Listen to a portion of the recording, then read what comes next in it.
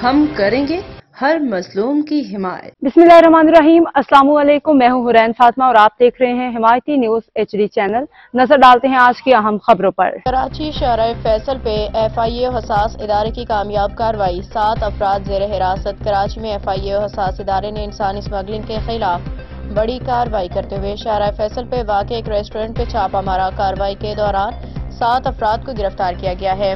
FIA के मुताबिक गिरफ्तार अफराद में 3 इंसानी स्मगलर्स और इराक जाने वाले 4 मुसाफिर शामिल हैं।